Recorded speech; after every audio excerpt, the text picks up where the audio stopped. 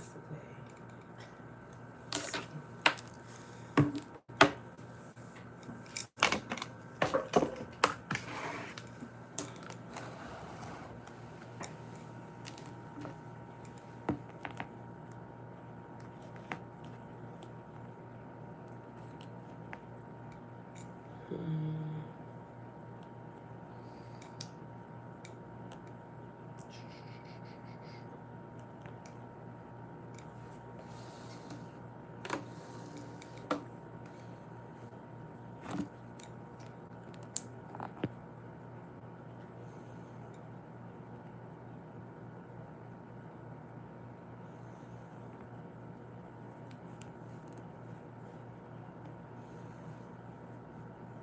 Babe,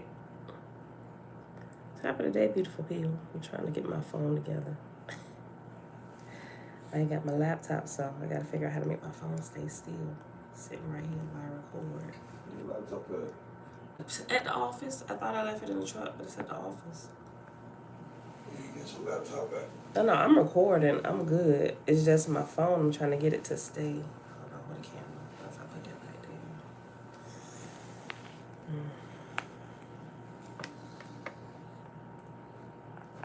It's not gonna work. It's not gonna work.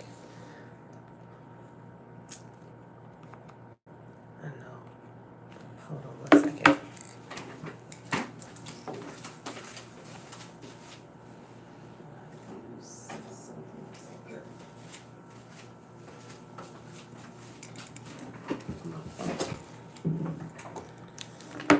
Okay.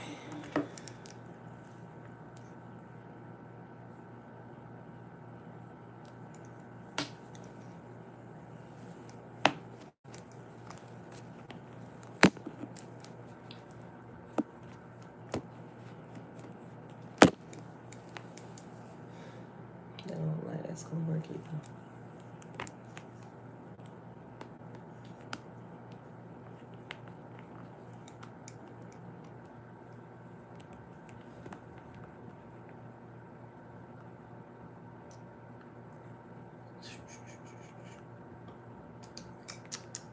Let's see. Yeah, I'm trying to get my phone to balance so it don't fall. That might work if I unbolt the table. Nope, didn't work. Let's see. Oh, that might work.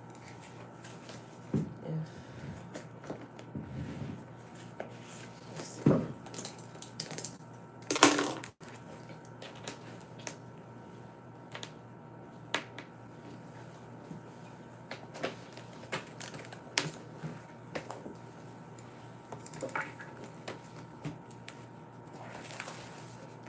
Yeah. Oh, this is a little too long. Maybe.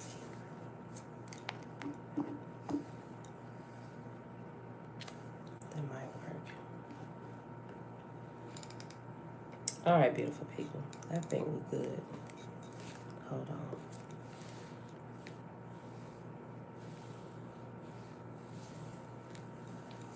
Okay. We good. Gotta hold up with my book. All right, y'all. Happy Monday. It is May the 30th, 2022. Day 121 of year 4 of reading through the books of the law and the prophets. Another 4-year consecutive day count. Day 1139. Today we're going to pick up where we left off in Oahspe on page 143 with chapter 11. And then if we get some time today, we'll get on over here to the meditation book.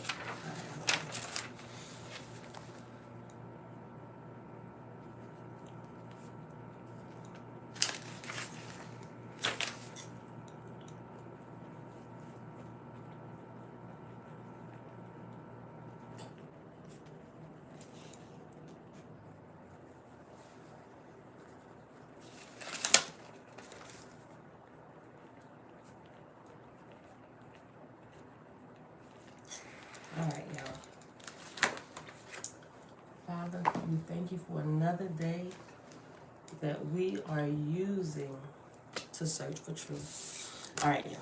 Chapter 11 on the Oahspe on page 143.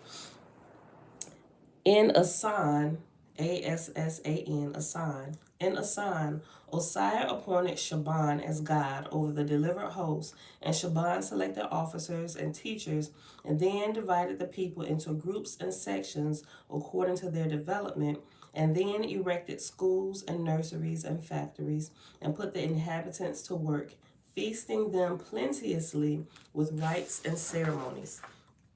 After Asan was duly organized, Osiah departed and went and sojourned in various kingdoms that had been established by his lords, and all the heavens of the earth were thus organized anew under Osiah. And the whole time of organization was 3 years. But Osiah spent the balance of dawn in Vabraj, perfecting it as the central kingdom of atmosphere. And lastly, he decreed the appointment of 10,000 lords to dwell on earth, some at the temples of worship or oracles, some within the cities of the gods, and he decreed for his lords as followeth to wit. Ye shall not teach mortals of heavenly things, neither by inspiration nor through the oracles. Ye shall not suffer them to commune with the spirits of the dead, not even their own kin. Ye shall not permit spirits to come to their mortal kin, and the spirits of those who die in infancy ye shall deliver to the Asaphs in Vabraj. Ye shall not permit spirits to inhabit deserted houses, nor permit them to form habitations on the graveyards on the earth. Like they done forgot all this. Ye shall not permit spirits to obsess mortals, nor to speak through them by entrancement, save they be such spirits as ye appoint in order to carry out these my decrees, or save they be masters of generation, Lewis, whom ye shall appoint over mortals for other purposes. Ye shall control the selecting and appointing of guardian spirits over newborn mortals, and all such guardian spirits shall teach their wards nothing of heaven near the earth, but inspire them that it lieth far away and very high, from which place none return. And the guardians shall also inspire their wards to consult God only, or his Lord, and to do this by secret prayer, and that the Lord and God are all goodness and all wisdom and all love and all power, and that all evil cometh from Tetrach's evil disposition, born with man's mortal condition. And ye shall inspire mortals to acquire a knowledge of the sun and moon and stars, giving names unto them together with their places in the firmament, and give them temples for observation and tablets for instruction. For in all things ye shall direct man's soul to the acquisition of corporal knowledge, causing him to look into corporal things, to find a reason for the behavior of all created substance. And they shall not in any sense longer depend on the spirits for knowledge nor truth. For I am not laying the foundation for spiritual knowledge on earth. That must come after. For as Jehovah first gave man a corporal life and then a spiritual life, so am I laying a foundation for a new race, the gods, on the earth. For from their kin shall spring the heirs of Cosman, who shall embrace both corporal and spiritual knowledge. But these shall rise in corporal knowledge and go down in it, suffering death in that which I now reign on the earth. Ye shall teach him in truth, but they will in after generations contort your teachings into corporal worship, prostrating themselves before the sun and moon and stars, going down in disbelief in not only the spiritual life, but in the great spirit and his gods and lords. And after the word after generations is reference number 2, and at the bottom it says after generations, and it's in all bold letters.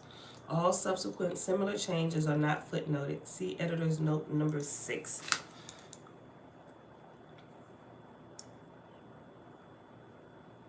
Levon, peace and blessings. I'm sorry, y'all, I can't see the chat up here because I'm using my iPad to do YouTube.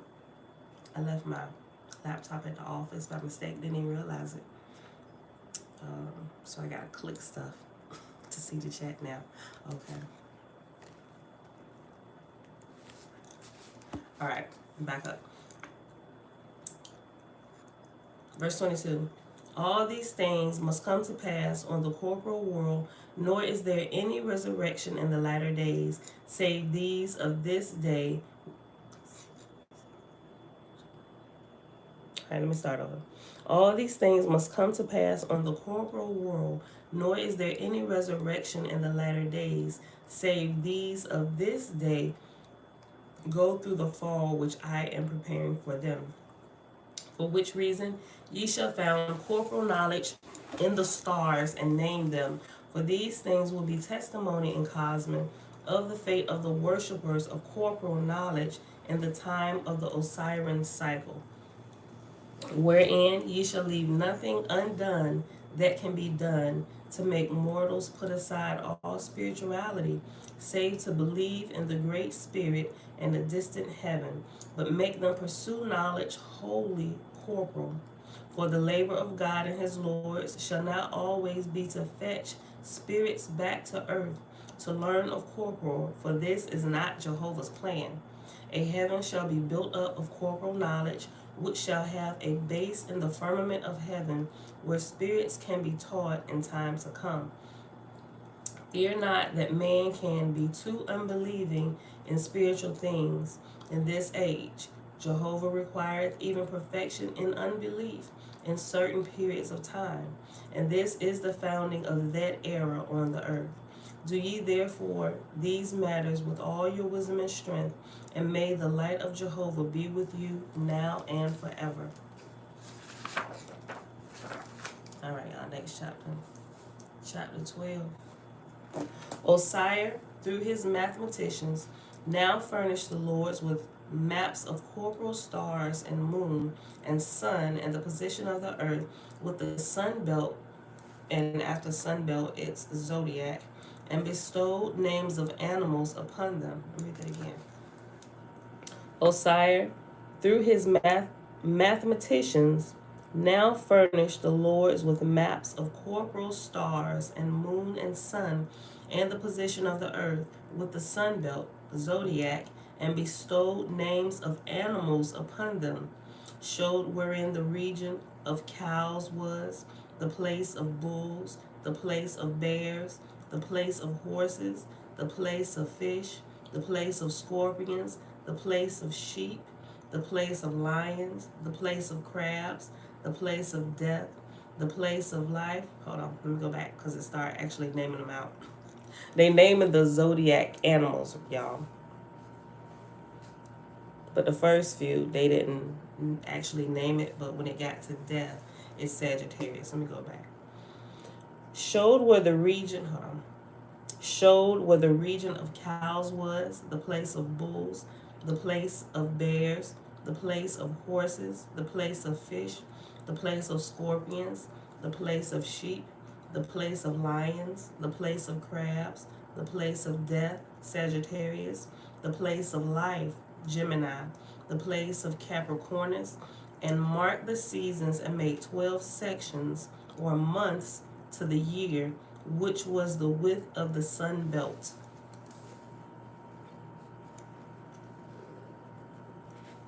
And then it has a reference letter C after sun belt.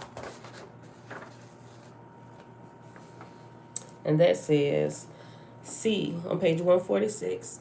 The terms cows and horses or mares and bulls in the Vedic scriptures do not refer to the animals themselves, but to groups of stars, with a reference to their power on the male and female, or rather positive and negative forces. Osiris was sent to the earth to advance corporal knowledge by emphasizing it at the expense of spiritual knowledge.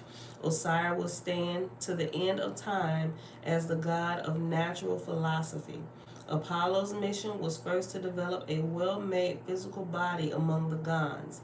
This had to precede Osiris.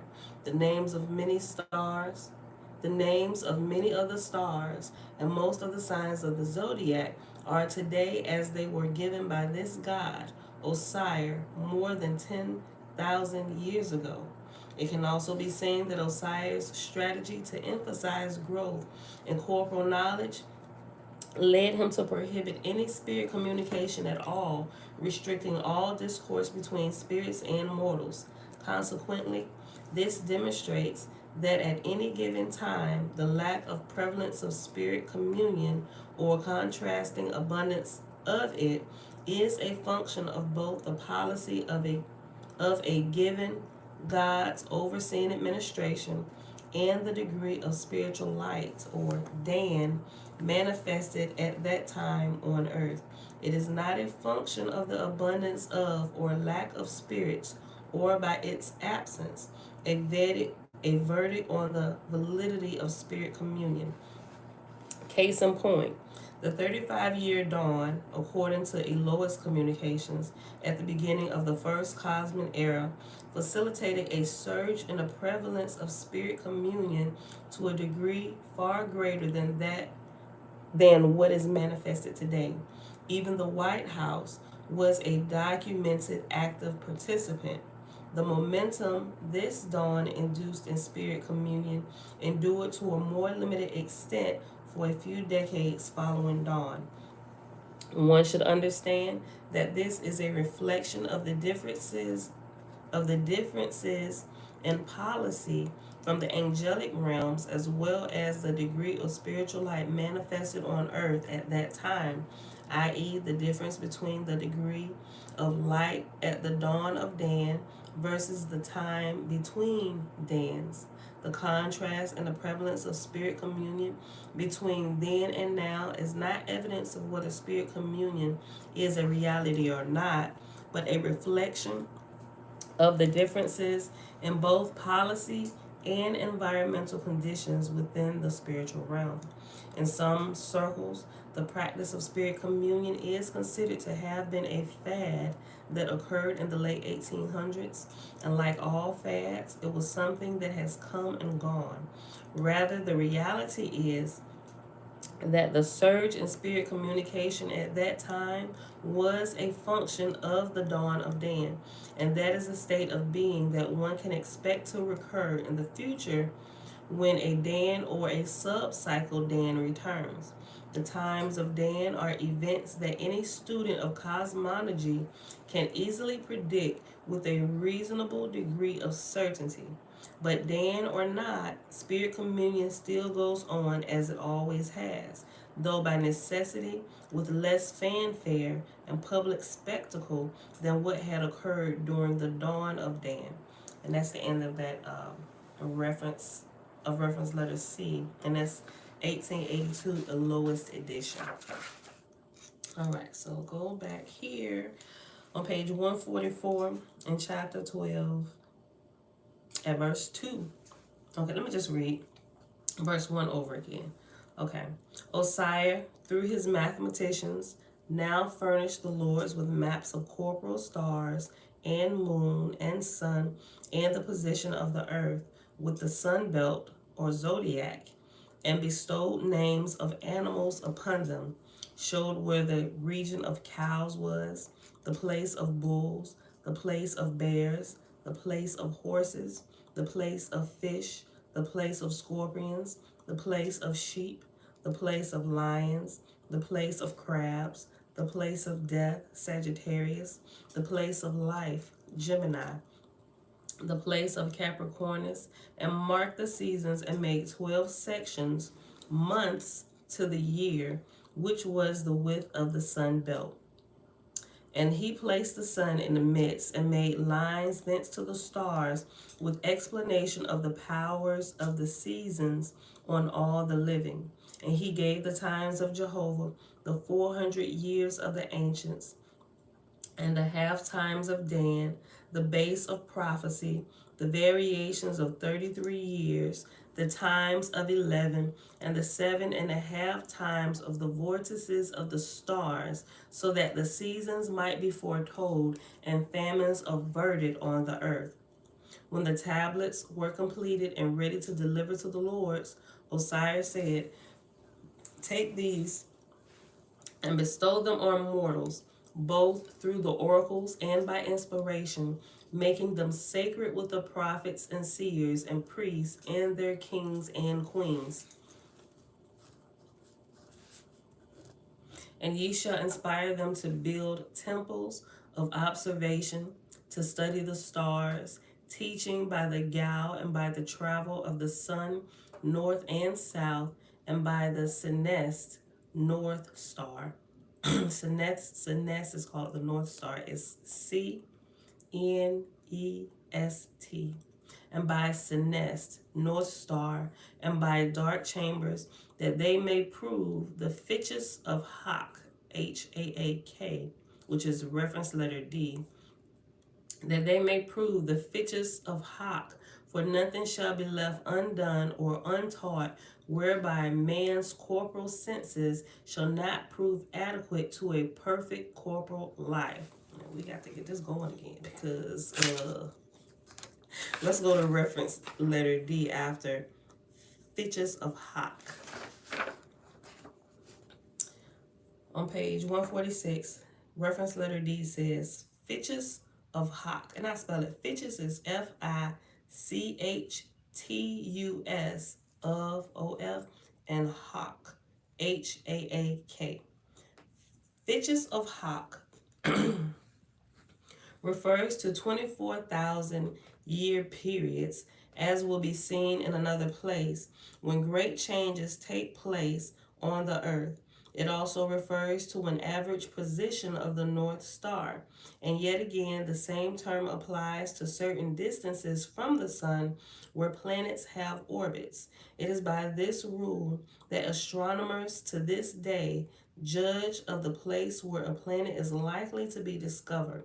The ruined temples of India and eastern Persia suggest that in the time of their building, the astronomers of those days knew nearly as much of the heavens as we do today. Some 5,000 years afterward, these things were taught in Egypt when the first pyramids were built. According to rules and prophecy, these astronomical desires came to man every 11,000 and 6 and 5,000 years. See Book of Cosmology and Prophecy for an elaboration of cosmological cycles. And we're actually going to get to that. We're not going to jump ahead right here, because we'll be reading it for a few days. But when we get to it, we'll see. If you want to read ahead, feel free. The Book of Cosmology and Prophecy. See the Book of Cosmology and Prophecy for an elaboration of cosmological cycles. 24,000 years equals 1 Gadol. See Gadol in the glossary.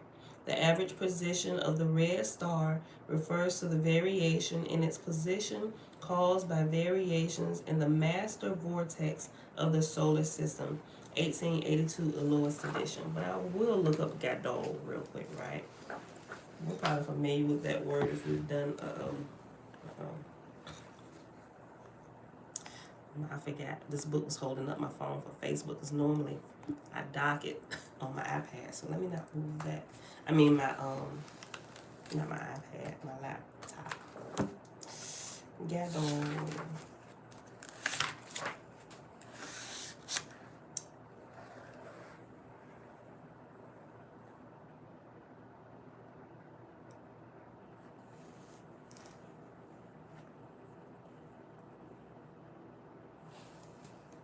This is the index, that's why.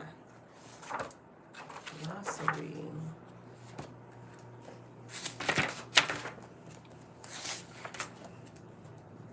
Gadol. Okay, Gadol, Gadol. A period of time extending over 2 eras. 1 Gadol would be about 24,000 years. See Book of Knowledge, chapter 4, verse 17. Note that plate 47 Savorcum fold-out, represents the pathway of a solar system as it traveled for one Gadol, beginning at the sinking of Pan until the dawn of Cosmon. A Gadol is a significant unit in that it represents 1 degree of vortexia. See Book of Cosmology, Chapter 5, verse 20. The 1 degree loss that occurs with each Gadol seems to be related to changes in the planetary vortex. Over time, this change causes the Earth's rotation to slow down, making the day longer than it had been in ages past. This change also makes the planet colder. The book Cosmology implies that humanity can survive for a maximum of 8 Gadols, or the degree range in which humanity can subsist. Since hypothermia begins when body temperatures drops below 95 degrees and debilitating fevers are considered to start above 102 degrees, the degree range for the subsistence of humanity would therefore be between 94.5 and 102.5 degrees, which is a range of 8 degrees.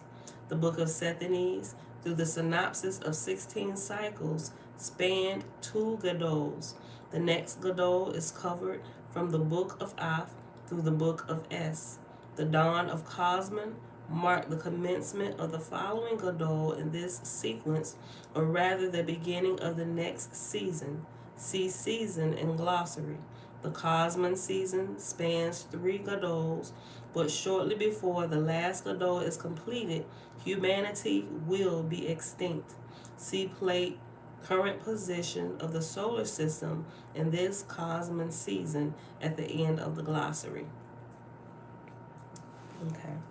Let's just look up season real quick since it said go season. Season, synonymous with 1 measure or 1 dispensation. A period of time covering 3 Gadols, 24 Danhas, or about 72,000 years. 2 seasons equal 1 age. Oahspe gives proper names to only 3 types of seasons: Hak, H-A'-K, Cephas, Seffas, and Cosmon. Humanity's habitation of Earth occurs during those 3 types of seasons. Book of Fragapati, chapter, I think that's 24, verse 43, confirms that Cosmon is the 3rd season, meaning we in the last season, right? Confirms that Book of Fragapati confirms that Cosmon is the 3rd season, forming the latter part of the Eoptian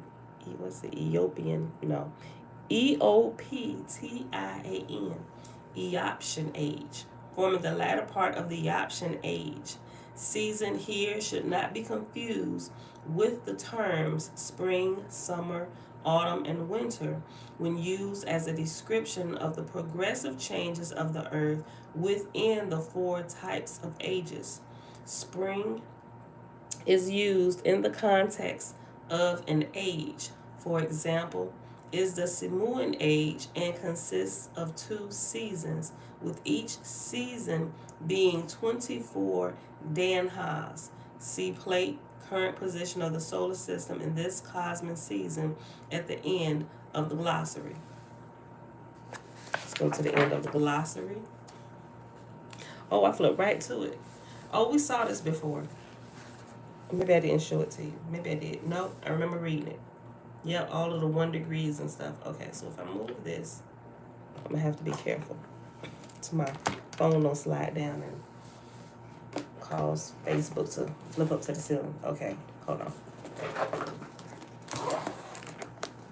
Okay, so it's on page 788. So if you got it, mark page 788. Let me show Facebook first.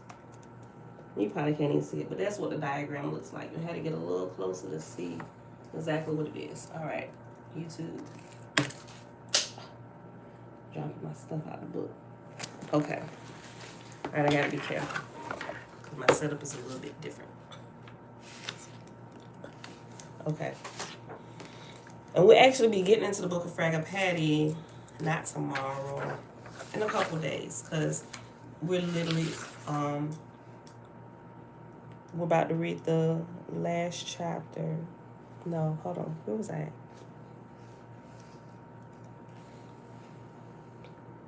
Yeah, we're about to read the last chapter, chapter 13 in the book of Osiah. Where we at? 30 minutes? Okay. Let me finish this. I'm gonna just finish reading this since this is the last of this book. Okay. Verse 6, back on page 145. For this rule followeth on all corporal worlds, that with the culture of the corporal senses, man becometh vigorous, strong, and independent, and with the culture of the spiritual senses in corporeans, they become weak, sensitive, and dependent. In the first case, they ultimately become selfish and wicked. In the second case, they become impotent and unadapted to corporal life and thus become extinct. On all corporal worlds, Jehovah hath provided these 2 seasons for every race he created, a season for the development of the corporal senses and a season for the development of the spiritual senses. To find the mean between these is to find Cosmon, which lieth far in the future. In this day, therefore, I give the matter into your charge in the name of Jehovah, that you consider not the spiritual nature of the corporeans in any respect, leaving that matter to God and his sub-gods, who will receive them at the time of their mortal death. But ye shall teach them to fear no spirit, nor Lord, nor God, teaching them that by their own wills they can cast out the tetrarchs with which assume to be spirits. And the tetrarchs are the wicked spirits. But ye shall teach them to fear no spirit, nor Lord, nor God, teaching them that by their own wills they can cast out the tetrarchs, which assume to be spirits. Rather, inspire ye them to be gods and goddesses themselves, and by their aspirations they will become large and powerful and of fearless disposition. All right, last chapter in the book of Osiah, chapter 13. And thus was finished the dawn of Dan, when great Osiris had spoken, and to his God and Lords commissioned the harvesting of the earth and heaven for another cycle. Order reigned in heaven and on earth, because a man, a God, had spoken. Men and angels had their eyes turned inward to know of what capacity Jehovah had made them. And the earth and the moon and the sun and stars were shown in a new light to these sense of men, not to be shunned and despised, but glories given by the great Spirit for useful purposes. Jehovah has said, some men I created to reason near at hand, others to speculate in far off regions with thoughts diverse and unlike in procedure. Think not, O man, that in high heaven such men become all alike. Not so. I created them, but to run in their various extremes forever. Of the first, Osiris, my son, enthroned to give reason practice, came not at a random period, but just when I had designed to sow the seed of unbelief broadcast over heaven and earth. And after came not at a random period, after the word at, it has reference number 3. And down at the bottom it says, came not at a random period. Same thing. It just put at in brackets. Okay. Of the first, Osiris, my son, enthroned to give reason practice, came not at a random period, but just when I had designed to sow the seed of unbelief broadcast over earth and heaven. For such appeareth in all peoples under the sun a season of belief, a season of unbelief. And with the believing is the practice of truth and love, and with the unbelieving is the practice of great research and learning with cruelty and disposition. Osiris said, "Send for my resurrection, O Jehovah. I have uprooted the evil of idol worship, the extreme that followeth too much belief. To thy corporal worlds I have opened man's eyes and set a mark on man's souls, wherein man shall not come from earth to heaven, saying, Alas, I have no corporal knowledge." Jehovah said, "To further man's ultimate glory, I have decreed the earth to Judean fields for 3,000 years, in which thy fruit shall have its full growth." Osiris foresaw the times and places in the future, road of earth and heaven, and from that his decrees would spring corporal philosophy of the first of earth, whereto man should look back in after ages, saying, "Thence sprang the Osirian system, thence the they're spelling it different, okay. Thence sprang the Osirian system, which is spelled Osirian. Thence sprang the Osirian system. Thence the Assyrian races. Of course, Assyrian is spelled Asyrian. Yet he looked further on, when men should become idolaters in disbelief of spiritual things, doing worship to the sun, moon, and stars, and in very corporal profess to find the cause and foundation of all. Jehovah said, "Man shall search all things in order to find me."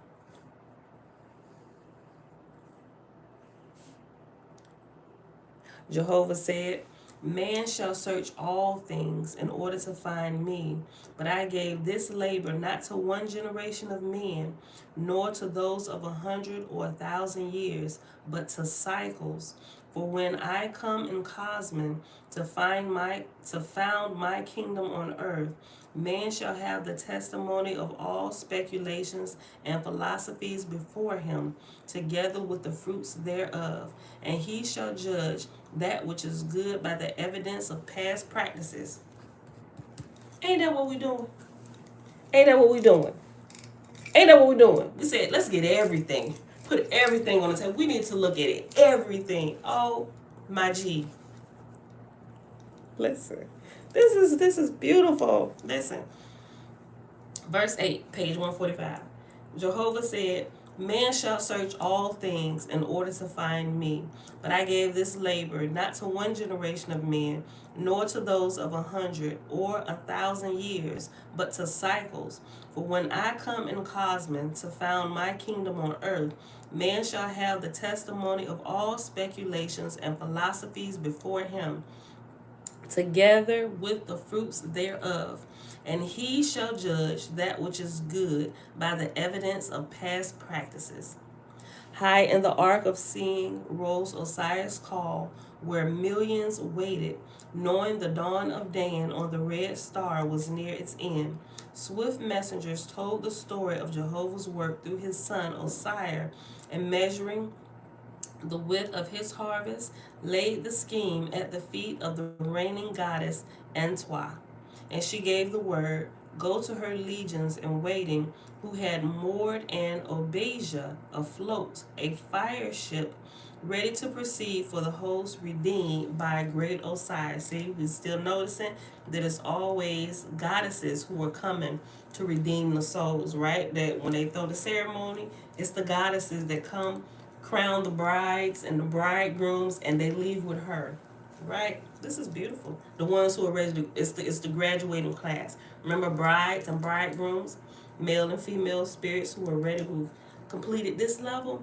It's graduation time. They get to roll with the goddess when she comes after graduation. And they cut her loose amidst music and dancing, the Oahspe, 5 million souls aboard, commanded by Eticene, Eticene,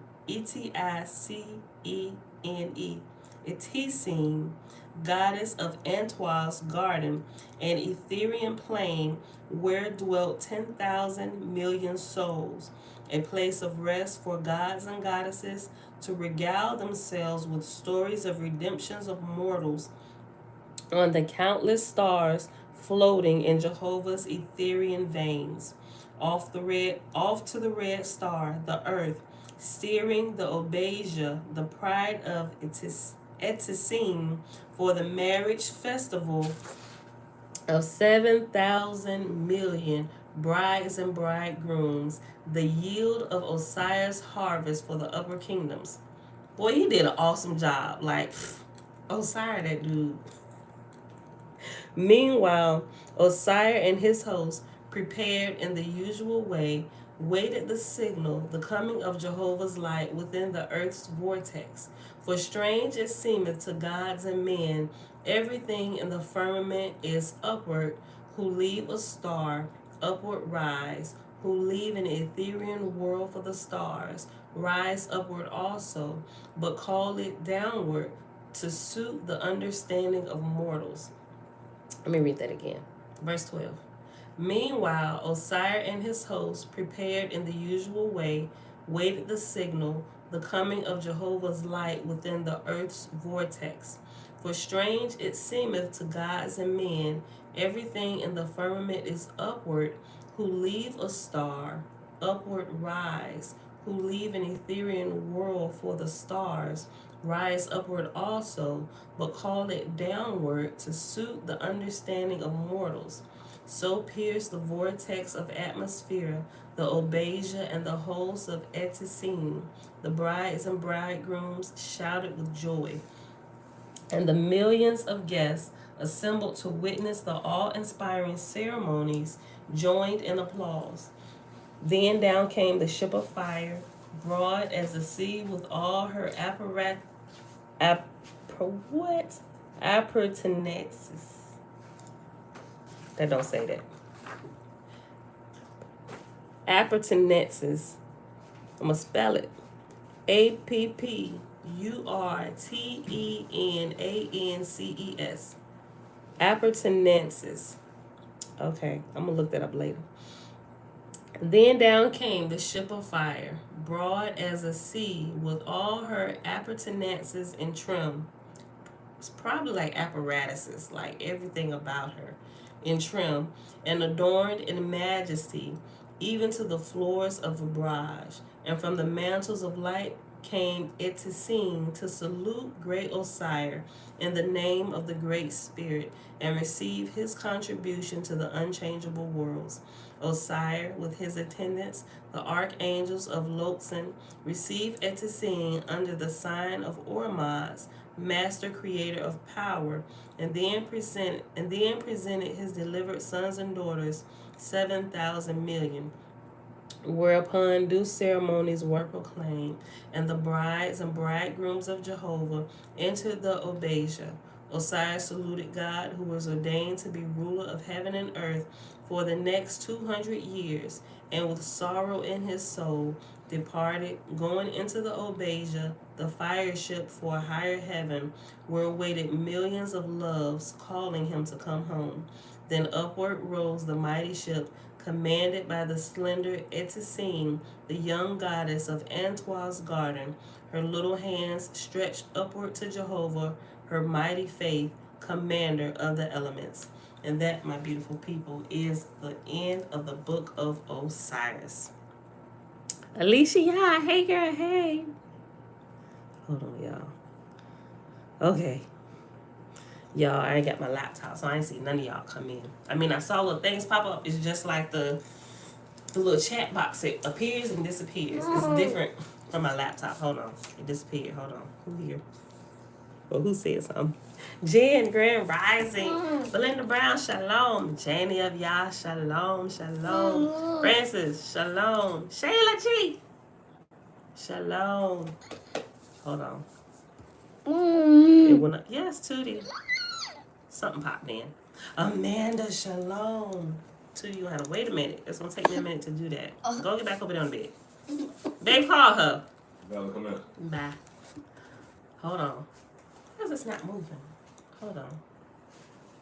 Down. Oh. I don't feel a bit with someone get up. Okay. Hold on. Oh, great spirit, peace and blessings. This is weird. I don't know how to work this like this. Hold on. I can't do this right with the iPad. Okay. I don't know how to scroll it down. So if anybody said anything after, I don't know. I'll see it after the video is done. Okay. All right, y'all. So we at 45 minutes. And what we start tomorrow is the earthly account all the way back, which is the Lord's 5th book. And it's pretty short, all right? We might take us 2 days to get through it. But we'll pause right here, in here. Let me move my page ticker all the way back here. And I guess we'll hop in the meditation book today. Okay. Sorry, I know Facebook, you got half the book in your face. I'm trying to work it, but it's going to thin out. Hold on. Oh. You looking at the ceiling? Hold on. Yeah, normally I use my laptop to dock it. But since I don't have that here today, I gotta play with it. My book gotta stop it from sliding down like that. Okay. So we pause on page 155. Well, 154, but we're really starting on page 155. It's a new section within this chapter, and it's the words of power and meditation, right? Church calls it praying in tongues. You can also call it chanting, mantras, whatever word you choose to use, right? Okay, so I'm gonna go ahead. Oh yeah, I got this all marked up. Okay, this was a good chapter. Okay, chanting the divine name. Quote, devote yourselves to adore God's name. End quote. And that's an ancient Egyptian proverb. Chanting the divine name. The word mantra or mantra in India, yoga, signifies any sound which steadies the mind. Its roots are man, which means mind, and tra, which means steady. In Egyptian terminology, hekau or heku, in ancient Egyptian terminology, heku or word formulas are recited with meaning and feeling to achieve the desired end. Heku mantra recitation, called japa in India, is especially useful in changing the mental state. The sounds, coupled with ideas or meditations, can have the effect of calming the mind by directing its energy toward sublime thoughts rather than toward degrading, pain-filled ones. This allows the vibrations of the mind to be changed, right? You can also do that with music. If you find yourself in a poor state or angry, if you don't know how to meditate, you haven't developed that practice yet, put on some music. But don't put on that music that's going to take you down the hole that you're trying to climb out of, because it's music that'll do that. You need to find something that's going to change the frequency in your body and change the thoughts in your mind, right? And it works pretty fast. It may take a few minutes, but if you keep listening to it and breathe, it'll work. Let's see. I'm going to read this again. Heku mantra recitation, called japa in India, is especially useful in changing the mental state. The sounds, coupled with ideas or meditations, can have the effect of calming the mind by directing its energy towards sublime thoughts rather than towards degrading, pain-filled ones. This allows the vibrations of the mind to be changed. There are 3 types of recitations that can be used with words of power. Number 1, mental. Number 2, recitation employing a soft humming sound. And 3, loud or audible reciting. The main purpose of reciting the words of power is somewhat different than prayer. Prayer involves you as a subject talking to God, while words of power, the heku mantras, are used to carry your consciousness to divine levels by changing the vibrations in your mind and allowing it to transcend the awareness of the senses, body, and ordinary thought processes. The recitation of words of power has been explored to such a degree that it constitutes an important form of yoga practice. Two of the most comprehensive books written on this subject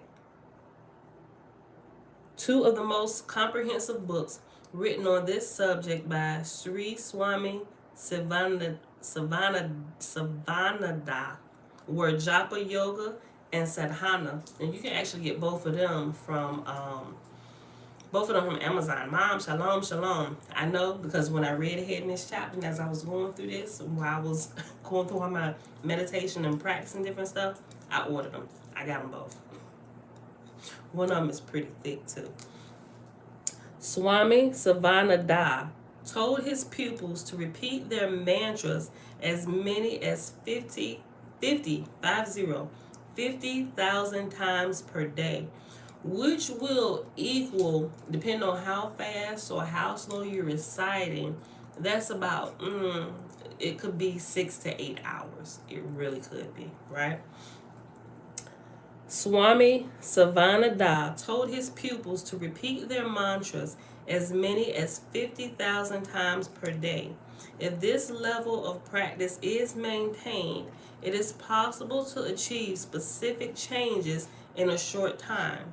Otherwise, changes in your level of mental awareness, self-control, mental peace, and spiritual realization occur according to your level of practice. You should not rush nor suppress your spiritual development, rather allow it to gradually grow into a fire which engulfs the mind as your spiritual aspiration grows in a natural way. And if you go test this, I know everybody here done probably already tested it. You made it a part of your daily practice already anyway.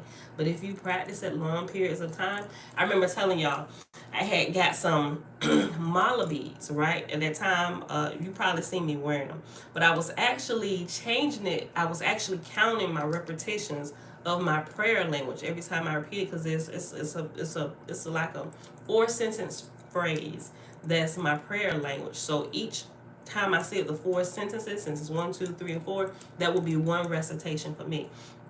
So instead of spending the hours, I wanted to actually count how many times I repeated the phrase in my prayer language, how many times it would take before I began to notice that my spiritual gifts would kick on like right then and there.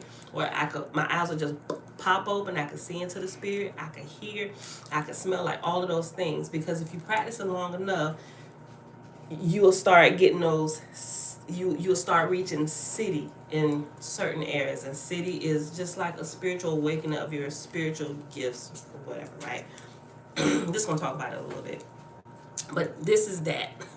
This right here, when I got this, when I started getting into this and started reading into the other books and why they were actually counting. Some people just got beads and don't even really know why they got beads. It's just a part of their spiritual practice. But the beads were used to count so they wouldn't lose their counts. So they knew where they were at daily. And if they were specifically trying to reach a certain city or turn on a specific supernatural or superpower, that's how they would keep track of it. So some people, yes, you would see the Buddha statues or whatever, right? Or Buddha, whatever. You would see all them beads and stuff. It wasn't just because they thought beads was cool or something spiritual about the elements of the material that the beads were. No, it was to keep count of the rest of the repetitions of the words or the hekaus, the words of power that were being said, right? So it's 108 mala beads, right? 108 is like a full cycle, so to speak, of a recitation. And if you're doing 10,000 a day, sometimes people would put on like 10 sets of beads, and they may start with the beads around their neck or on the floor, and when they get done with one cycle of 108, they take it and put it around their neck. And so by the time they get done with all 10 beads around their neck, they know that they've counted at least, maybe 10,000 times, whatever that number was, they got to that 10,000 for that day. So it would take them probably however many hours to do that a day, and they will put that in their morning meditation time to make sure that's done ahead of time. And if you do that on a daily basis, it's like you get this flow of energy that's constantly with you on a daily basis because you don't neglect your daily morning prayer devotional time. It's like that gift is always turned on. They're gonna practice it. You know what I'm talking about. If you ain't did it already, I'm telling you. Okay. Let me go back up. The recitation of words of power has been explored to such a degree that it constitutes an important form of yoga practice. Two of the most comprehensive books written on this subject by Sri Swami Savananda were Japa Yoga and Sadhana. Swami Savananda told his pupils to repeat their mantras as many as 50,000 times per day. If this level of practice is maintained, right, and I think for 10,000, for me, I would do 10,000. This was when I was trying to get the high numbers. That's when you got to get your whole sleep cycle and your eating under control. Otherwise, you ain't gonna be, especially if your day is busy, you ain't gonna make the count. And it took me, cause I was doing like 5,000. I was like growing in increments. I was doing like 5,000 times, and that took me like 2 hours, right? But I had to beat the sun before any of my kids or my husband got up or whatever, I wouldn't make the count, or I would have to just do it while I'm moving throughout the day. But it's different because you're scattered and you're doing stuff while you're trying to quietly do your meditation.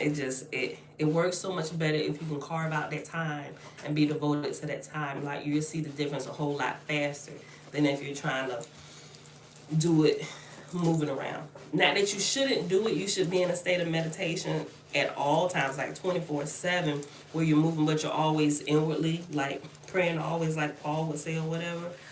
Is that level of meditation. When you come out, you bring that with you, but you can still function, move for meetings, whatever. But inwardly, you've trained yourself to keep going, and that way you're always open, always on a frequency where Yah can speak to you, where you see things ahead of time, or divine revelation will come to you about something and even help you on your job. Look at this. Go back and check your work over here. Like, literally, it began to explode in all areas of your life, not just spiritually, but it will seep into your job or whatever, and you can become like the go-to person. You always seem to have the answers, bruh. It comes out of my meditation, my morning ritual, right? That's what my big toe was all about, right? Taking you through his process of what began to happen to him, right? And he was what was he? I was about to say engineer. Y'all remember? Okay, let me go back. I'm gonna stop cutting this off. Two of the most comprehensive books written on this subject by Sri Swami Savananda were Japa Yoga and Sadhana. Swami Savananda told his pupils to repeat their mantras as many as 50,000 times per day. If this level of practice is maintained, it is possible to achieve specific changes in a short time. Otherwise, changes in your level of mental awareness, self-control, mental peace, and spiritual realization occur according to your level of practice. You should not rush nor suppress your spiritual development. Rather, allow it to gradually grow into a fire which engulfs the mind as your spiritual aspiration grows in a natural way. Haiku mantras can be directed toward worldly attainments or toward spiritual attainment in the form of enlightenment. There are words of power for gaining wealth or control over others. We will present Egyptian, Indian, and Christian words of power which are directed to self-control and mental peace, leading to spiritual realizations of the higher self. And if you haven't seen already, Damon Brand actually has like 3 books with nothing but words of power. Damon Brand is called Words of Power. And the other one is More Words of Power. And I think the third one is something, even more words of power, something like that. But also, Ball Cadmon, I mentioned him before as well, but he also has some with words of power with the names of the creator, or, well, you call them names of the creator or different attributes of the creator, right? So if they're, and he used, and matter of fact, both of Bell Cadmon and Damon Brand, they actually use the Hebrew pronunciations of these particular terms. So say if you wanted more wisdom, right? There's a hekau or a mantra or a word of powerful wisdom, right? Or if you just wanted to say the creator's name, right? There is power in just saying that, using that as your mantra. Like if you don't have a prayer tone, you can just repeat the name of the creator, right? The one you like best that has like the highest form of light vibration in it or whatever, and repeat that. And I'm telling you, it will do wonders. Like I've tested a lot of different ones, and it seems to, I don't know, maybe just because I'm on the path of light and I just spend a lot of time, it leads me to the same place where more light and more wisdom is poured out, or whatever it is I'm searching for, it just unfolds, right? So y'all don't just take my word for it. Go see if these things I'm telling you be true, right? Listen. Hekau mantras can be directed toward worldly attainments or toward spiritual attainment in the form of enlightenment. They are words of power for gaining wealth or control over others. I don't recommend you use those, control over others, but they're there too, right? It's not the magic which is evil in itself. It's the person who's using the tools, right? Just like a fork, you can use it to eat or you can use it to stab somebody in the neck, right? The fork isn't bad. It's the person who's using a fork that determines the output that you get from this particular tool that is being used. There are words of power for gaining wealth or control over others. We will present Egyptian, Indian, and Christian words of power, which are directed to self-control and mental peace, leading to spiritual realization of the higher self. You may choose from the list according to your level of understanding and practice. If you were initiated into a particular hekau or mantra by an authentic spiritual preceptor, we recommend that you use that one as your main meditative sound formula. So if you have one, like you have your own personal prayer language where you got it in your personal prayer time, where it was downloaded to you from the Spirit of Yah, whether you want to say the Holy Spirit, or you was in church, you got hands laid on you, or you just chose one.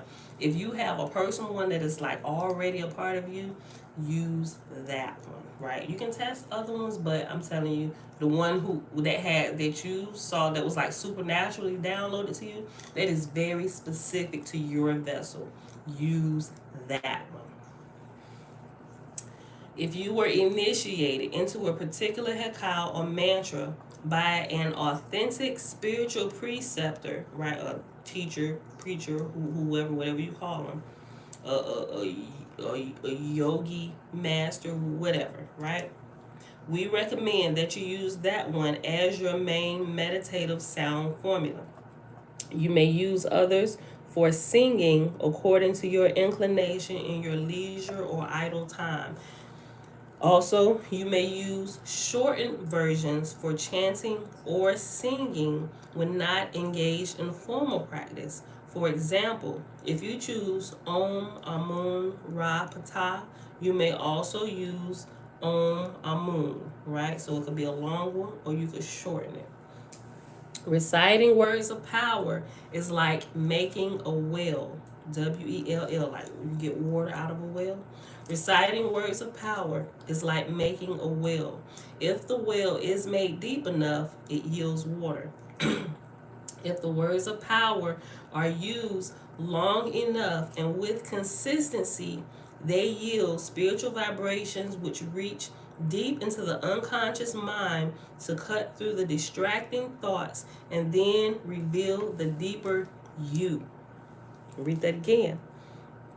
Reciting words of power is like making a well. If a well is made deep enough, it yields water.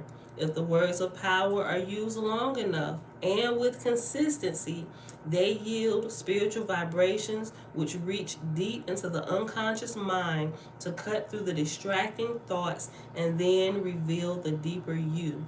If they are not used with consistency, they are like shallow puddles which get filled easily by rain, not having had a chance to go deeply enough to reveal what lies within.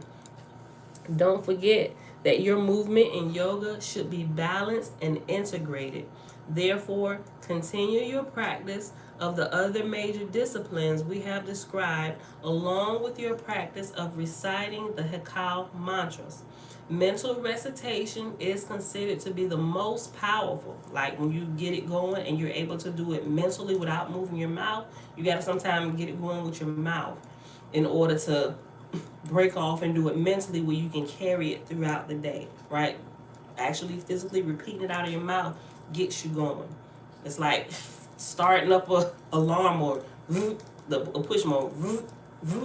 Once you get it going and you did enough repetitions to get it going, it's going to just go, right? Mental recitation is considered to be the most powerful. However, in the beginning, you may need to start with recitation aloud until you are able to control the mind's wandering. If it wanders, simply return to the words of power, the Hekau mantras. Eventually, the words of power will develop their own staying power. You will even hear them when you are not consciously reciting. They will begin to replace the negative thought patterns of the mind and lead the mind towards serenity and from here to spiritual realization. When this occurs, you should allow yourself to feel the sweetness of reciting the divine names, right? And it will, if you do it long enough, it will keep going even while you sleep, right? And it will wake you up still going. Like your physical body will wake up and you will hear your spirit still reciting. I can tell you that from personal experience. That's what happens. Once those power words develop their own staying power, it's just going to go on the inside of you. Unless you do something to stop it, right? So you got to be careful. As discussed earlier, Hekau may be used to achieve control over the mind and to develop the latent forces that are within you. Hekau or mantras are mystic formulas which an aspirant uses in a process of self-alchemy. The chosen words of power may be in the form of a letter or a word or a combination of words which hold a specific mystical meaning to lead the mind to deeper levels of concentration and to deeper levels of understanding of teaching behind the words. You may choose one for yourself, or you may use one that you were initiated into by a spiritual preceptor. Also, you may have a special Hekau for meditation, and you may still use other Hekaus, prayers, hymns, or songs of praise according to your devotional feeling. Once you choose a Hekau, the practice involves its repetition with meaning and feeling to the point of becoming one with it. You will experience that the words of power drop from your mind and there are no thoughts but just awareness. This is the soul level where you begin to transcend thoughts and body identification. You may begin practicing it out loud verbally and later practice in silence mentally. At some point, your level of concentration will deepen. You may you may use a rosary or mala beads. We were just talking about the mala beads. You may use a rosary or mala, which are beads on a string, to keep track of your recitation. At that point, your mind will disengage from all external exercises and take flight into the unknown, uncharted waters of the subconscious, the unconscious, and beyond. That's something I also noticed while using the mala beads. I thought it was really good. At first, I thought it was super spooky spiritual new age and people using rosaries and stuff. But once I realized why they were using them, it will stop. Okay, so say if you're in the process, you want to count your repetitions, right? If you want to count your repetitions, you're gonna get distracted if you're like consciously count. It's like a conscious unconscious counting, right? So if you're going, okay, 1, then you do it and you're thinking 2. This right here, it literally helps to train your hand. You give your dog something to do, throw your dog a friggin' bone, the mala beads or the beads or whatever. It don't even have to be mala beads, just something that you can use and manipulate with a certain number on that you already know ahead of time before you start, so you know if you go around. So if you look at mala beads, it's 108, and you'll notice there's the biggest medallion, not a big medallion, but there's a set of maybe like 8, and then there's like a silver bead or whatever it is, a bigger bead to break up the section of 8 or 10, just depending on what it is, right? So that way you know 8, or you can count by 8s, but by the time you get back around to here, you start. Okay, I wish I had I got it in my jewelry box. So there, okay, so y'all seen a necklace with a medallion, right? Okay, so take the necklace upside down, hang it by the medallion, right? And so you start here at the medallion and you go all the way around till you get back to the medallion, and that's the 108, right? So if you already know that ahead of time to count, you can disengage your mind from the counting and let your hand do it, because you already know. And once you know, when you get back, you don't even have to look. You can close your eyes. You don't have to consciously count, because you know once you get back to the big medallion, you're done with one whole repetition, right? I hope that made a little bit more sense.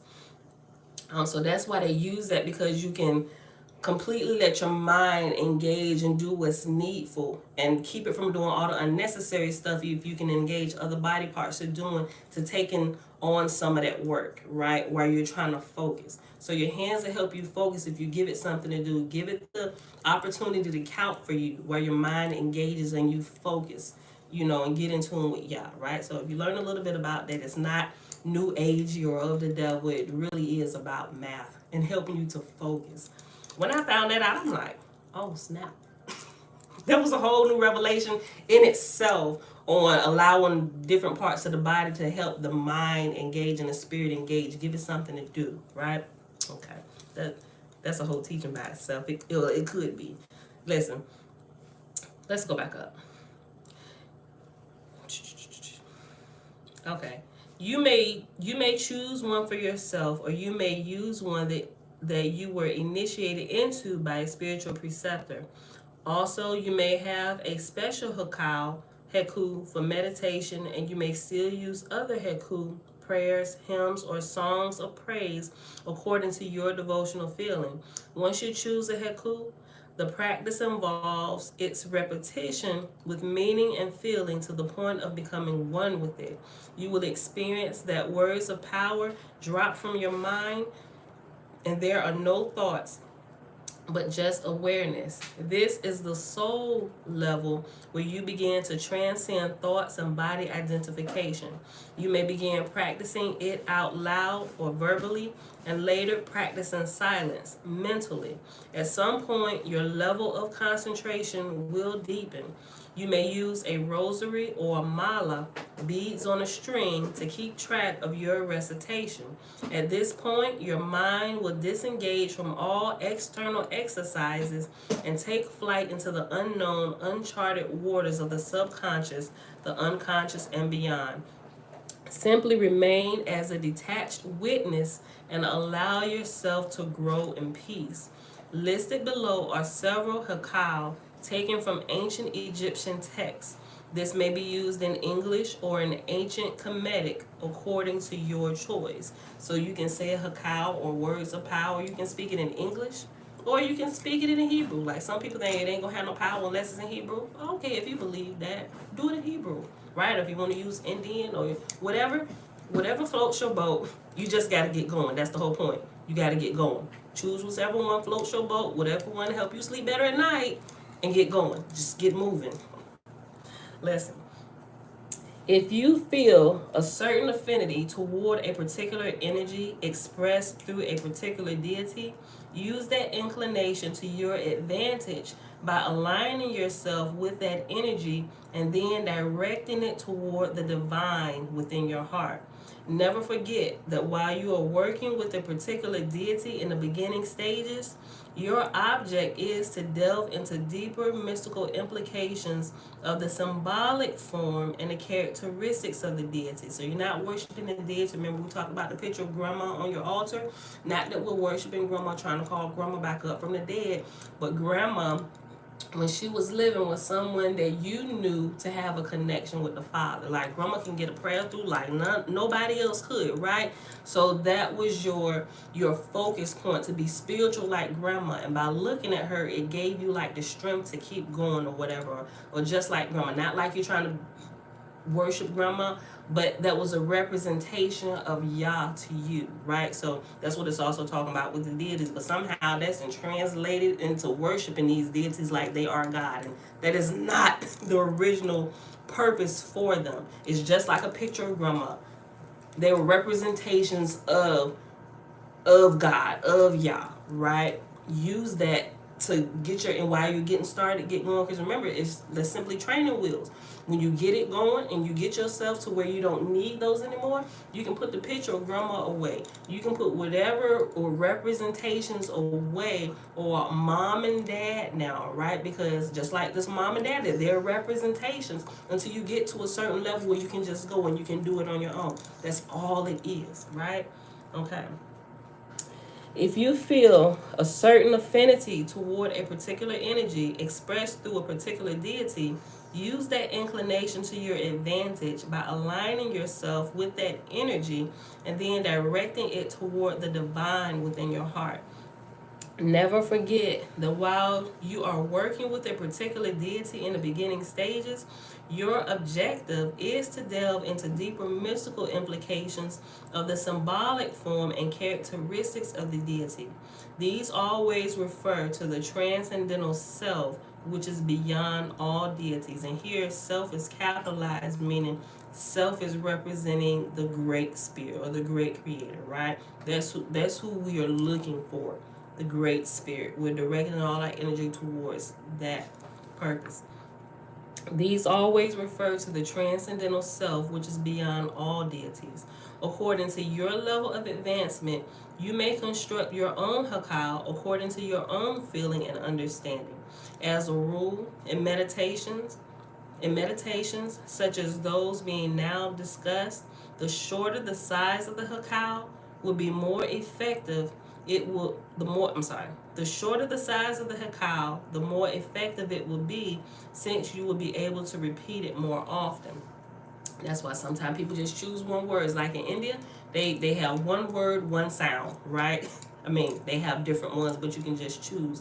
Like aim is like the feminine sound of om, right? Om, aim is feminine, om is masculine, but they both is like the primordial sound to be filled with wisdom, like the wisdom of the universe. Since I'm feminine, I chose aim, right? So I would do the sound aim, like when you do it, even if you say it, om, you can feel it. You can, because we're water, we're sound frequencies, you can feel it reverberate. It does something to you, right? I'm telling you, I got them. As a rule, in meditations such as these being discussed now, the shorter the size of the Hekau the more effective it will be, since you will be able to repeat it more often. However, the shorter the Hekau, the more concentration it requires, so not as to get lost in thoughts. You may wish to begin with a longer Hekau and shorten it as your concentration builds. Words of power have no power in and of themselves. It is the user who gives them power through understanding and feeling. When practicing the devout ritual identification form of meditation, the recitation of hymns, the wearing of costumes, and elaborate amulets and other artifacts may be used. Because we see some people doing, they gotta have on certain stuff before they go meditate. You can use that. It's just simply training wheels. If that's what gets you going, okay, go ahead. I ain't fighting with you. Go ahead. Put on your robes and stuff. When practicing the devout ritual identification form of meditation, the recitation of hymns, the wearing of costumes, and elaborate amulets and other artifacts may be used. Ritual identification with the divine may be practiced by studying and repeatedly reading the various hymns to the divine, such as those which have been provided in this volume, or gradually absorbing and becoming one with the teachings as they relate to you. When a creation hymn is being studied, you should reflect upon it as your true self being the creator, as your true self being the hero, heroine, and that you, your true essence, are the one being spoken about in all the teachings. It is all about you. You are the creator. You are the sustainer of the universe. You are the only one who can achieve transcendence through enlightenment according to your own will. When you feel and think and act this way, you are using the highest form of worship and meditation toward the divine by constantly bringing the mind back to the idea that all is the self and that you essentially are the self. This form of practice is higher than any ritual or any other kind of offering. Here you are concentrating on the idea that your limited personality is only an expression of the divine. You are laying down your ego on the offering mat, right? Because all of us, we are bits and pieces of the creator, right? And we have developed and returned ourselves back to the creator. So essentially we are the creator. We are parts of him, and we have to develop our part and return. Babe, call Jeremiah. I think it's one of the boys. Probably Isaiah. Try to come over here. Okay. In Sadhana, the book, in Sadhana, Swami Sivananda gives the following outline for the frequency of possible recitations. We have included two types of words of power: short, containing 1 or 2 syllables; medium length, containing 2 or 3; and average, containing 6 to 8. They are presented as guidelines for practice of the Hekau mantra repetition practice. I'm going to give y'all a few of these and then we're going to pause. Okay. Oh, I should give y'all that. And I'll take a picture of it too. Oh, where we at? What's up? That's a lot. Well, it's not taking up a whole page. Okay, I'll read them all. Excuse me. I'll read them all. Simply because it's a holiday and most people not working today. So if you work and if you still have to work, go to work. It's recorded. But I'll take a picture of it as well so you can actually see it if you want to use some of these or test them out. Okay. Generally, when the words of power are used over a sustained period of time, the benefits or Siddhis, psychic powers, arise. The most important psychic powers you can attain to facilitate your spiritual program are peace, serenity of mind, and concentration of the mental vibrations. Concentration opens the door to transcendental awareness and spiritual realization. Various estimates are given as to when you may expect to feel results. These vary from 500,000 repetitions to 1.2 million or more, right? So, I was trying to get up to like the 500,000 because I know, according to time practicing, when I prayed in tongues about 6 hours, things would click on, right? So I was like, at the 6 hour mark, I must have hit one of these milestones in order for this stuff to begin to happen to me spiritually, right? Listen, let me just read this again. Generally, when the words of power are used over a sustained period of time, the benefits or Siddhis, and Siddhis are nothing more than psychic powers, arise. The most important psychic powers you can attain to facilitate your spiritual program are peace, serenity of mind, and concentration of the mental vibrations. Concentration opens the door to transcendental awareness and spiritual realization. Various estimates are given as to when you may expect to feel results. These vary from 500,000 repetitions to 1.2 million or more. The number should not be your focus. Sustained practice, understanding the teachings about the self, and practicing the virtues and self control in an integral, balanced fashion are the most important factors determining your eventual success. While Om is most commonly known as a Sanskrit mantra, word of power from India, it also appears in the ancient Egyptian text and is closely translated to the Kemetic Amun in sound and Amen of Christianity. So where everybody fighting over should it be amen, or we're not even gonna say amen, we're just gonna say something else. And it really, you, in the process of time, they really lost true understanding of why it was even being said in the first place. It was really about the sound and the vibration, right? And people just in their prayers with the words now, when it's never really been about the word per se. They just spelled it out to make sure that you could pronounce the sound in the right way, if that makes sense. While Om is most commonly known as a Sanskrit mantra or word of power from India, it also appears in the ancient Egyptian text and is closely related to the Kemetic Amun in sound and the Amen of Christianity. More importantly, it has the same meaning as Amun and is therefore completely compatible with the energy pattern of the entire group. According to the Egyptian Laden Papyrus, the name of the hidden god referring to Amun may be pronounced as Om or Aim, right? Om is a powerful sound. It represents the primordial sound of creation. Like if y'all never did it, just real quick, just say it. Listen to it vibrate within your body. Notice the how it is if all else is quiet around you, right? And just focus. Oh,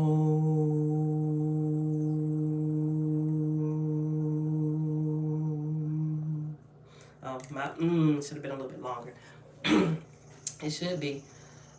Matter of fact, and I'll share a good yogi. He has it's like a 7-minute video. It's like a couple of one is like 7 minutes and one is like 12. I forget his name. But anyway, I'll share it and he'll do it. He'll show you how to pronounce the tongue and your posture so you can get the full benefit of the sound flowing through you. Do you know, even if you practice that long enough, if you need healing in your body, you know sound can heal your body? Like seriously. All right, so it should be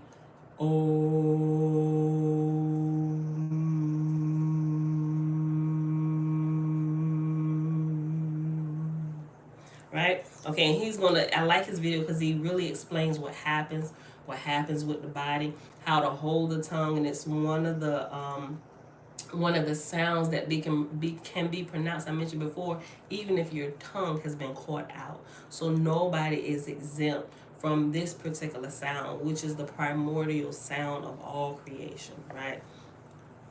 Om is a powerful sound. It represents the primordial sound of creation.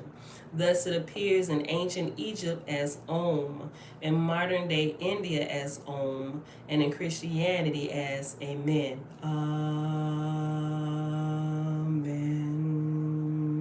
Y'all get it? They do this in the Catholic Church all the time without even telling you what they're doing to kind of keep their hand of lordship over you. Without, they're doing it in your face without actually teaching you what they're doing, right? Church do it too. They see it, they hear it. Amen.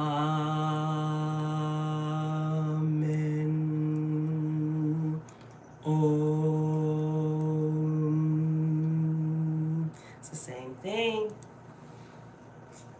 Om may also be used for engendering mental calm prior to beginning recitation of a longer set of words of power, or it may be used alone as described above. One Indian tantric scripture, Tava Prakash, states that Om or Om can be used to achieve the mental state free of physical identification, and can bring union with Brahman, and Brahman is the absolute transcendental supreme being, which is simply another term for Yah or God, right? If it is repeated 300,000 times, I'll read it again. One Indian tantric scripture, Tattva Prakash, states that Om can be used to achieve the mental state free of physical identification and can bring union with Brahman, the absolute transcendental supreme being, if it is repeated 300,000 times. Now let me tell y'all something. Okay. I mentioned this before.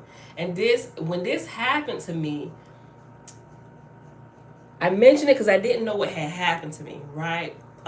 So when I was going through that, I was doing the recitations, and I decided, this is when I realized that meditation out in nature is a real thing, in the elements. Although I wasn't outside of my house, I was actually taking one of my longer baths, right? So I decided to take a bath, and while I was in the tub, just relaxing in the water, I decided, and not thinking that, okay, let me see if I meditate inside of water, what'll happen.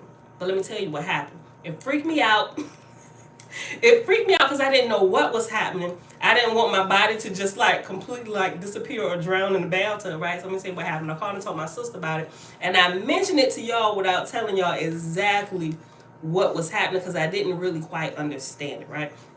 So I was in the tub, water, just regular water. Most of the time I put bubbles in or whatever, it don't matter. I was in the water, right? And I had my headphones on, and I was doing the aim, like aim. I was doing the recitations of aim, right? And remember when I told y'all it was like when you hit that deep meditation, it's like there is no time. Time completely like disappears.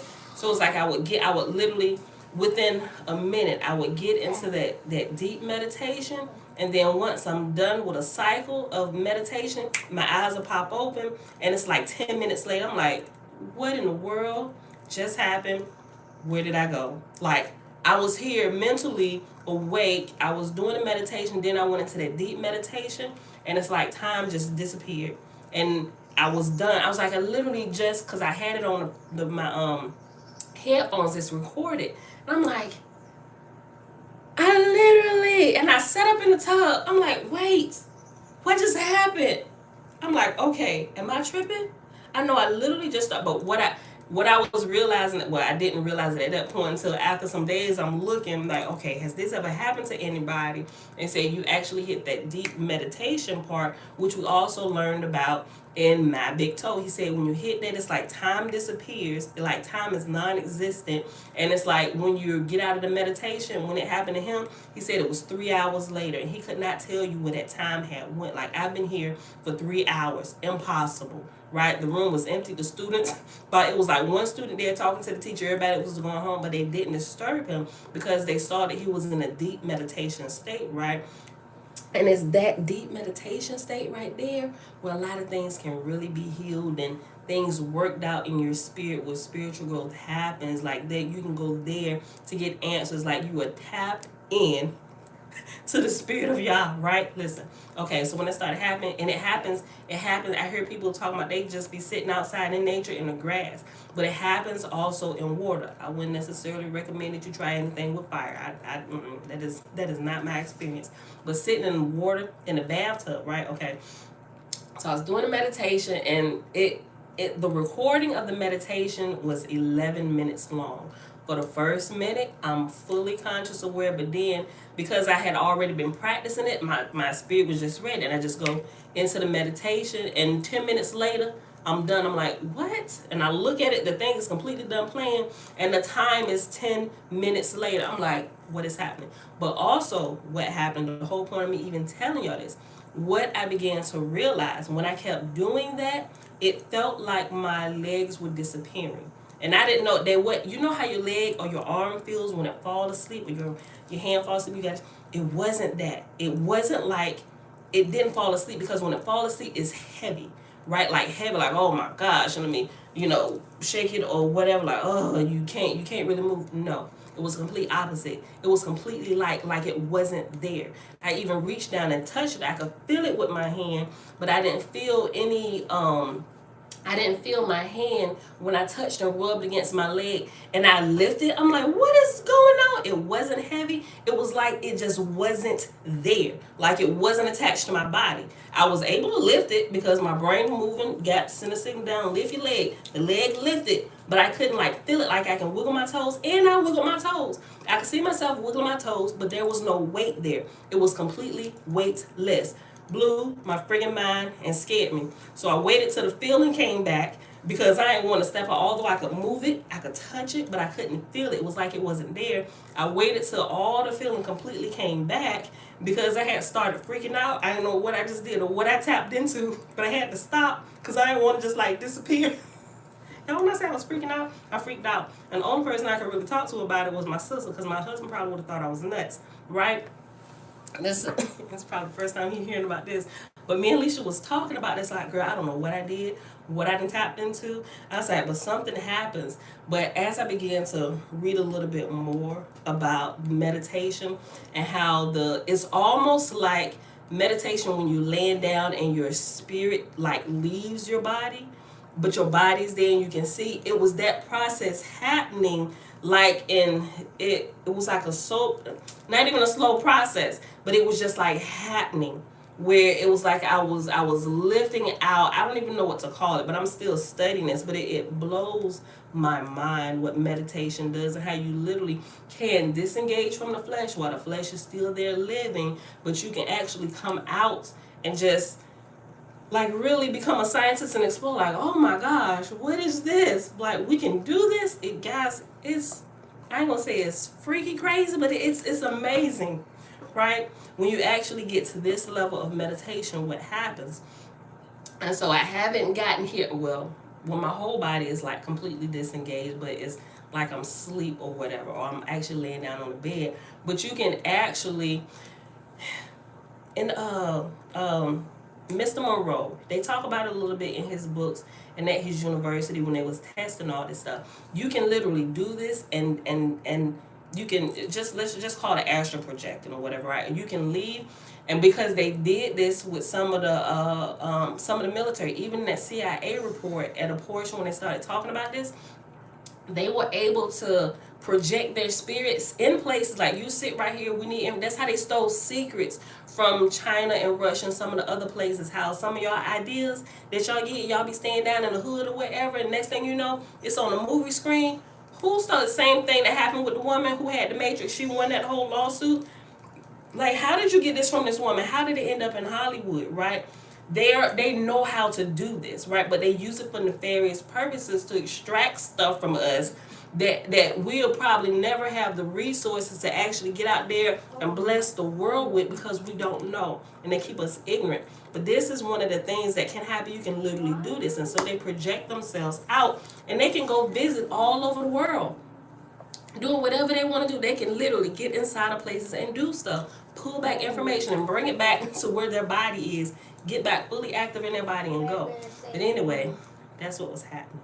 And I didn't realize it. But I kept looking into it. I was like, I know I'm not tripping. I was like, something I don't know. What did I do? And it scared me for a little while. And I stopped. I was even scared to take another bath because I didn't know if it was just going to click in and go back there because I didn't let it go all the way up. It's almost like when you feel that energy flow, or you waking up your chakras, or they call it the Kundalini energy, or whatever you want to call it, and it starts at your feet and it begins to rise up. You can feel the heat and coming all the way up. A lot of us don't let it go all the way, and I was super scared. And I showered for the next 2 months straight. I didn't take a bath because I was scared. I didn't know what was happening, but I was still looking into it, and now I understand what it is. I'm like, this is amazing what we really are and what we were created to be. And if we could get our vehicles under control, people, our fleshly bodies, if we could get this under control, there'd be no limit to the spiritual growth we would constantly be experiencing, and literally the overnight change we could literally bring about in the world if we taught people the right way what we are, right? But there are those powers that be that don't want this happening, right? Because they lose control, kind of like what we're reading about in Oahspe. They lose control of their slaves when nobody has been made to be a slave or be under the rule of anybody.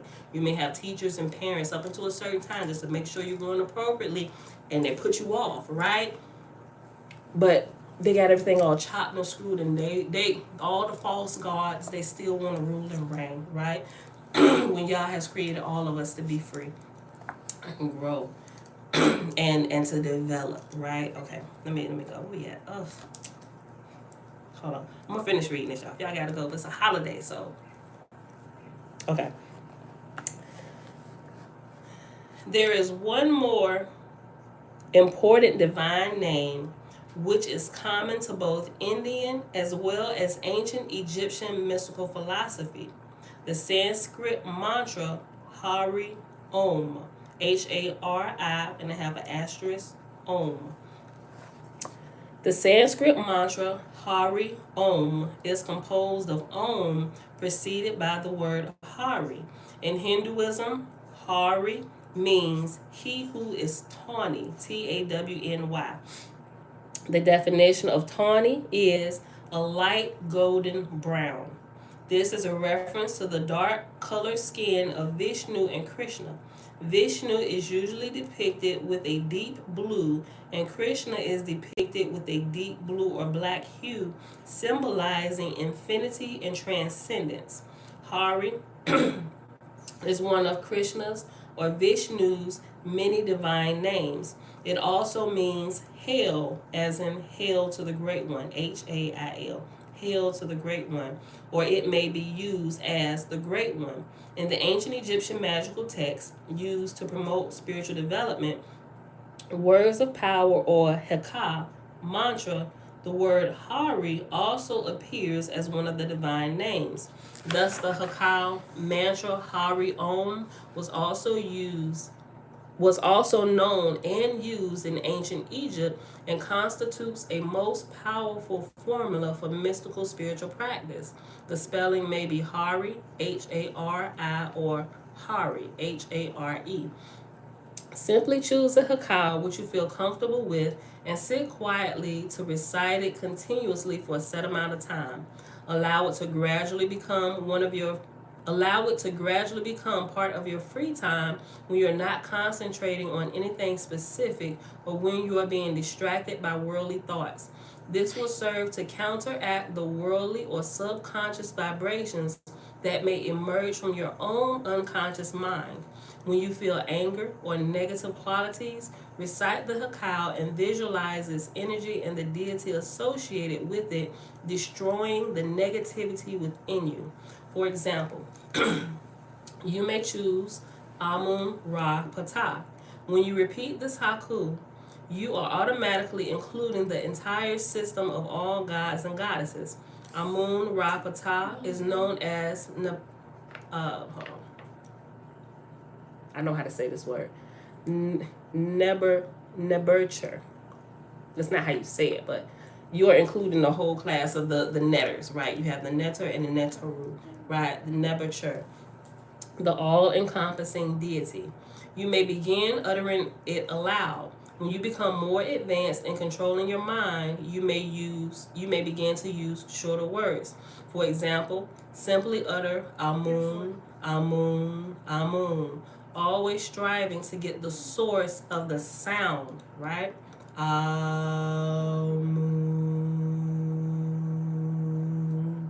The source of the sound, not the word, right?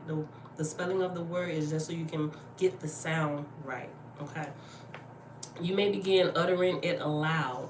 When you become more advanced in controlling your mind, you may begin to use shorter words. For example, simply utter Amun, Amun, Amun, always striving to get the source of the sound. Eventually, you will utter these silently, and this practice will carry your consciousness to the source of the sound itself, where the very mental instruction to utter is given. Hekau mantras are also related to the spiritual energy centers of the spiritual body, Uraeus Kundalini, or the lights that go up the spine, right? The chakras. Okay, so here finally, we get to the actual mantras. Okay. The following ancient Egyptian selections come from the Book of Coming Forth by Day and other ancient Egyptian scriptures. Okay, and I might pronounce these wrong, but it has the actual it's they say it in Egyptian, then it's in English. So you can do it either way. You can do it, say the actual Egyptian words, or you can just say it in English. And the first one is Nuk Pu Neter, and that means I am the supreme deity. The next one is Nuk Pu Aset. That's I am a set. Nuk Neter A Kefer Teshef. I am the great God self-created. Bar Ar Pet Sa Arta. Soul is of heaven, body belongs to the earth. Excuse me, I need some water. Nuk Uwa Ku Uwa Kak Uwa Bak Uwa Sekim. My mind has pure thoughts, so my soul and life forces are pure. Nuk Aks U Nehe Ertai Nef Teta. Behold, I am the heir of eternity. Everlastingness has been given to me. Sekim Emu Ma Au Set. I have gained power in the water as I conquered Set. And Set is greed, lust, and ignorance. In Christianity, Set is Satan, right? Rex Am Ab A Sekim Am Hati A. I know my heart. I have gained power over my heart. Un na uat neb am pet am ta. The power is within me to open all doors in heaven and earth. Nuk sa'em ba'af. I am a spirit with my soul. Ama su en pa neter sua kasu emet en pa neter a tuanu ma keti pa haru. Give thyself to God. Keep thyself daily for God, and let tomorrow be as today. Oh, that is beautiful. Give thyself to God. Keep thou thyself daily for God, and let tomorrow be as today. Hari Om, the divine self. Om. Om Asar Aset Haru, the divine self. Om, expressing as the Trinity Asar, Aset, and Haru. Recitation of the divine name can be performed as a means to control the mind and direct it towards the divine. Naburcher, and these are right here. Naburcher, all-encompassing existence, the absolute. Om Amun Ra Pata, the divine self. Om, expressed as the Holy Trinity. Amun, witnessing consciousness. Ra, mind, and Pata, physical universe. Okay, so I'm going to read that again. Om Amun Ra Pata, and that's the divine self, or Christianity, they call it the Father, Son, and the Holy Spirit. The divine self, Om, expressed as the Holy Trinity, witnessing consciousness. Ra, the mind. Pata, the physical universe. The following are Indian mantras. Thus assert, I love my neighbor as myself. And after, okay. So you will say, I love my neighbor as myself. And then that right there, that's like the shortened version of this longer version, right? So the longer version of I love my neighbor as myself is I am the embodiment of service. I care for all human beings and all living beings in the universe as I care for my very self. I care for all of nature as I care for my very own body. Assert within yourself, I am divine. And that means I am not this mind and body with their negative thoughts and desires. I am the self who is like a bird that is free to roam the vast expanse of the sky. I am not this perishable body that is a conglomeration of earthly elements that will someday return to the earth. I am the spirit which is subtle and free of all associations of the body. I am free from all associations of the body, be they of family, country, etc. These associations of the body may have a practical value in the world of time and space, but they do not in any way affect or hamper the real me. Thus assert the kingdom of God is within me, right? So you can say, you constantly repeat the kingdom of God is within me. While you're repeating the kingdom of God is within me, this is what you mean. This is what you think about within yourself, right? I have nowhere to go, nowhere to seek, nowhere to search for the greatest treasure of all existence, because it is within me already, and it always was. Within my heart lies the source of all happiness. I am the abode of all fulfillment. All I need to do in order to discover this treasure is to open my heart by discarding the illusions and ignorance which cloud my mind. I look not to the world of time and space, but to the eternity and infinity which is within me. I look not to the vanity of my body, but to the peace of my innermost self. I am that I am. The next one, I and the Father are one. And while repeating that or thinking about that over and over, I and the Father are one. These sound familiar, don't they? This statement has the most ancient origin, and it is one of the highest spiritual teachings. I and the Father are one. It exists in the ancient Egyptian mysteries and in the Indian Vedanic teachings, and is used as a hekau or mantra to be repeated with deep understanding and feeling by those aspirants who want to direct their mind towards their essential nature. You must by now realize that you are the focus of the Christian movement. And that the Christians stole everything. Listen, you must by now realize that you are the focus of Christian movement, not you, your ego personality, body, name, family, etc., but the innermost self within you. When Jesus stated that he and the Father are one, he was not referring to his personality. He was referring to his innermost self. He was not referring to God as the creator Father sitting on the throne in heaven somewhere, because these are mental concepts that human beings have created. The terms the Father and God are metaphors to explain that which transcends all human conceptions. When we think of God using this new understanding, we should begin to think about that which is without name or form, that which is all pervasive and eternal, and that which is not personal. Look within yourself. Your soul is all of these things also. When you sleep, your ego is not there. You do not have a name or form, and yet you continue to exist. Therefore, you are not the ego. Reflect constantly on this relationship between your innermost self and the innermost self of all creation, God, because they are one and the same. This ecstatic union with the divine was beautifully described by Teresa de Jesus, properly known as Teresa of Avila. Quote, the soul neither sees, hears, nor understands while she is united with God. God establishes himself in the interior of this soul in such a way that when she comes to herself, it is impossible for her to doubt that she has been in God and God in her. So does that beauty and majesty stamp on the soul that nothing can drive it from her memory.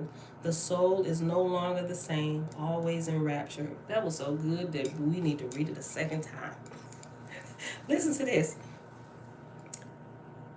The soul neither sees, hears, nor understands while she is united to God.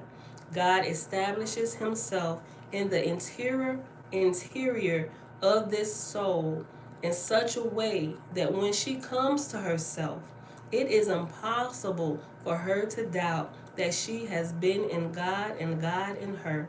So does that beauty and majesty stamped on the soul that nothing can drive it from her memory.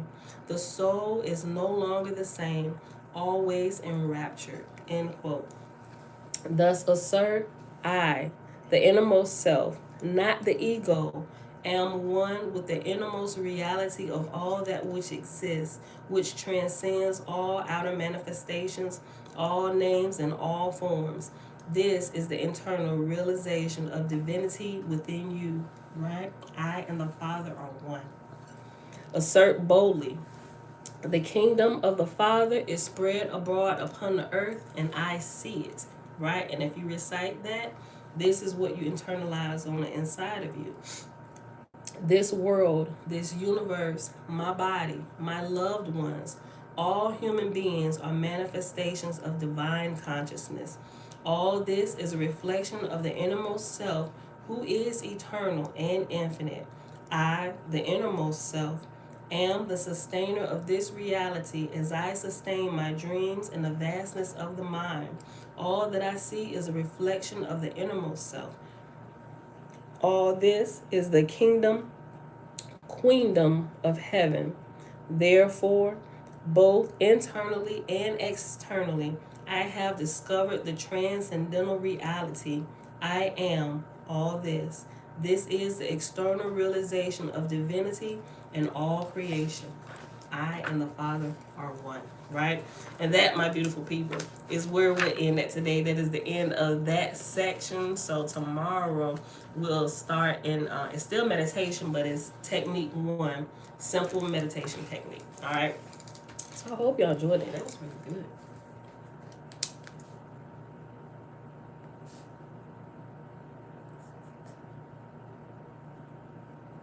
All right, beautiful people. So I didn't do this for Oahspe. I put it here, but I just didn't write it down. The Lord's book. Oh yeah. Page is this? 122. Okay.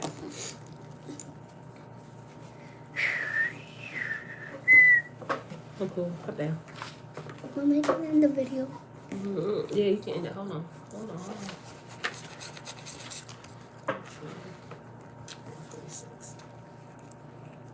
Okay, I had to get my page numbers right. Just in case people looking for the page numbers. Okay. It's Monday. Happy Monday, everybody. It is May the 30th, 2022, day 121 of year 4, reading through the books of the Law and the Prophets. And of the 4-year consecutive day count, it is day 1139. We read Oahspe, pages 143 through 146, finishing up the book of Osiris. And then we read this next section in the meditation book, pages 155 through 161. I hope you all enjoyed it today. It was really, really good. It's pretty lengthy, but it's like a weekend day, right? Because it's a holiday. Most of y'all still hanging out, so y'all probably didn't have to go to work, or you listening while you're working. But anyway, if you're working, don't get in trouble. I'm recorded. You can come back later and watch this when you're not on the man's time, right? Or the woman's time. All right, but with that being said, I love y'all. May y'all continue to bless you in your journey and your search for truth, and may you be able to apply it to your life. May you have the boldness and the peace to walk in the truth that you have learned. Mom. Adjust what needs to be adjusted. Separate truth from error. Mom. Get rid of the error. Mom, keep the truth, right? And walk in it. Mom, Lucia? I love y'all. Mom, Lucia's Yes, here. she's here. Right there. There she go. He said, hey, girl, hey. All right, y'all. With that being said, I'll see y'all back here tomorrow morning, bright and early, 7:15 a.m. Eastern Standard Time. Peace. And I can't even see. Let me check these. I don't know if anybody said anything because I can't even see these comments on YouTube with this. Okay, I don't think nobody said nothing else. Oh, you're welcome, Jen. You got it, Auntie. She said, got it. Okay. Kimball Mac, peace. Okay. All right. This is weird. I don't like this. I like it on the laptop better because I can't even scroll. I think that might be it though. Okay. Levon, happy born day. Everybody wish Levon a happy born day. All right, y'all. That's it. We out here. Peace. Peace. Yeah, see, that's different. We don't know how to end that. Hold on. End Facebook first. We can figure this out. Okay. Hold on. I wonder. Maybe hit this up here. Yeah. Yeah. Let's see if that. Oh yeah, great. Okay. Hit end. This? Yep. Bye y'all. No, not cancel. Hit that again.